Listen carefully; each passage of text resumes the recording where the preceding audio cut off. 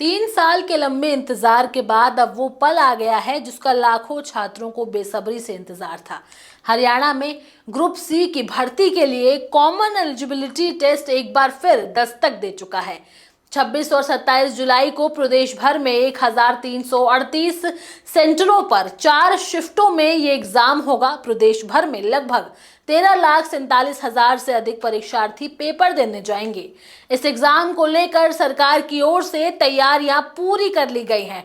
अभ्यर्थियों को निःशुल्क बसों से एग्जाम सेंटर तक पहुंचाने के साथ ही नकल रोकने के लिए मेगा प्लानिंग की गई है। आज इस रिपोर्ट में हम आपको बताएंगे कि सीईटी को लेकर कौन सी वो जरूरी बात है जो ध्यान में रखनी चाहिए और परीक्षा के लिए किस तरह से इंतजाम किए गए हैं। नमस्कार, आप देख रहे हैं न्यूज टाइम में आपके साथ तनु चतुर्वेदी। चलिए खबर को विस्तार से समझते हैं। 3 साल बाद हो रहे इस एग्जाम को लेकर सरकार की ओर से कुछ अहम बदलाव किए गए हैं। कुछ नियमों को और सख्त किया गया है, जैसे नकल रोकने के लिए अनुचित साधन प्रयोग केस लागू किया है। अभ्यर्थियों को एग्जाम करने के लिए पेन भी अंदर ही मिलेगा। उनके आने जाने के लिए 9,045 रोडवेज और प्राइवेट बसों का इंतजाम किया गया है। चलिए अब एक एक करके आपको सारे पॉइंटर समझाते हैं। हरियाणा कर्मचारी चयन आयोग यानी कि HSSC के चेयरमैन हिम्मत सिंह ने बताया कि एग्जाम 26 और 27 जुलाई को दो शिफ्टों में होंगे। 26 जुलाई को पहली शिफ्ट सुबह 10 बजे से 11:45 तक होगी। दूसरी शिफ्ट दोपहर 3:15 से शाम 5 बजे तक रहेगी। दूसरे दिन यानी कि 27 जुलाई को भी एग्जाम का यही शेड्यूल होगा।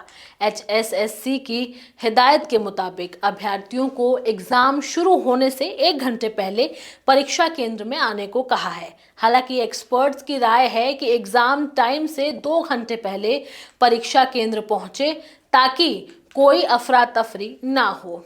सवाल यह भी उठता है कि एग्जाम सेंटर में परीक्षार्थियों को क्या क्या लेकर जाना होगा। आपको बता दें कि अभ्यर्थी केवल एडमिट कार्ड का प्रिंट आउट और पहचान पत्र लेकर ही भीतर जा सकेंगे। अपने साथ रुपए भी लेकर जा सकेंगे। एग्जाम सेंटर पर इस बार अमृतधारी सिखों को धार्मिक चिन्ह पहनने की छूट रहेगी। चूंकि तीज हरियाणा का प्रमुख पर्व है, इसलिए महिलाओं को मंगलसूत्र पहनने की छूट रहेगी।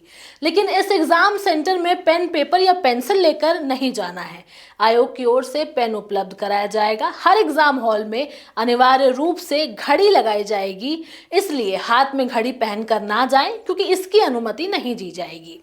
कोई भी इलेक्ट्रॉनिक डिवाइस जैसे मोबाइल, एयरफोन, अंगूठी अभ्यर्थी एग्जाम सेंटर पर नहीं ले जा सकेंगे। अगर एग्जाम टाइमिंग की बात करें तो 1 घंटा 45 मिनट का टाइम अभ्यर्थियों के लिए तय किया गया है।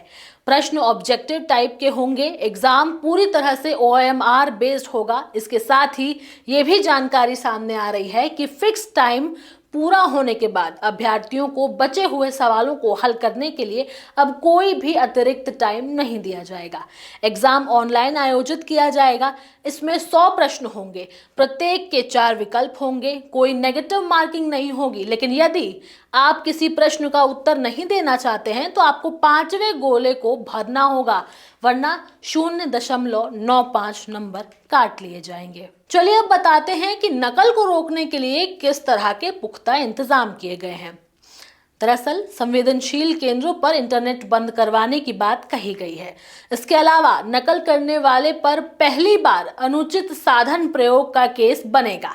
ये परीक्षा के समय या बाद में भी बनाया जा सकेगा। एग्जाम खत्म होने के बाद भी आयोग परीक्षा केंद्र में लगे CCTV की फुटेज की जांच करेगा। यदि इसमें कोई अभ्यर्थी संदिग्ध गतिविधि करते दिखाई दिया तो उस पर नकल का केस बनाया जाएगा। परीक्षा में 24 अभ्यर्थियों पर एक टीचर की ड्यूटी होगी। 300 अभ्यर्थियों पर एक सुपरिटेंडेंट नियुक्त होगा। स्टाफ नकल में संलिप्त मिला तो विभागीय कार्रवाई होगी। अभ्यर्थियों की हाजिरी बायोमेट्रिक और आइरिस से लगाने की तैयारी है। परीक्षा में करीब 13,000 पुलिसकर्मियों की तैनाती की जाएगी, जिससे होने वाले नकल को रोका जाएगा। कुल मिलाकर अब देखना यह खास होगा कि इतने सारे रूल्स एंड रेगुलेशंस बनाने के बाद सरकार उनको फॉलो करती है या नहीं। बहरहाल अब आप लोगों की इस पर क्या राय है, आप हमें कमेंट करके जरूर बताएं।